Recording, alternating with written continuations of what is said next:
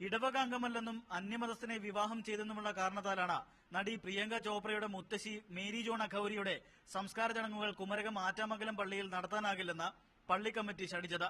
ഇതേ തുടർന്ന് Ponkunnam saint Thomas Yakobaya പള്ളിയിൽ കഴിഞ്ഞ 5-ാം തീയതിയാണ് സംസ്കാര ചടങ്ങുകൾ നടന്നത്. ആറ്റാമംഗലം പള്ളിയുടെ ഈ നടപടിക്കെതിരെയാണ് കോട്ടയം ഭദ്രാസനാധിപൻ തോമസ് മാർ തിമോത്തിയോസ് രംഗത്തെത്തിയത്. കമ്മിറ്റിയുടെ നടപടി മാനുഷികവും ക്രൈസ്തവവുമല്ലെന്നും തോമസ് മാർ തിമോത്തിയോസ് കുറ്റപ്പെടുത്തി. താൻ ഇടപെട്ടാണ് പിന്നീട് പൊൻകുന്നം സെന്റ് തോമസ് പള്ളിയിൽ സംസ്കാര ചടങ്ങുകൾ നടത്തിയത്. മേരി ജോൺ അഖൌരി ഏറെ സാമൂഹ്യ സേവനങ്ങൾ നടത്തിയിരുന്ന സ്ത്രീയാണെന്നും കോട്ടയം ഭദ്രാസനാധിപൻ പറഞ്ഞു. സഭാ പാരമ്പര്യമനുസരിച്ച് ഒരു മരിച്ചയാളെ അടക്കുക എന്നുള്ള ഒരു പുണ്യപ്രവൃത്തിയാണ്. അതിന് മറ്റൊരു മതസ്ഥനെ വിവാഹം കഴിച്ചെന്നോ അല്ലെങ്കിൽ മറ്റൊരു ദേശക്കാരനെ കല്യാണം കഴിച്ചെന്നോ ഒക്കെ പറഞ്ഞ് തടസ്സമുണ്ടാക്കുന്നത്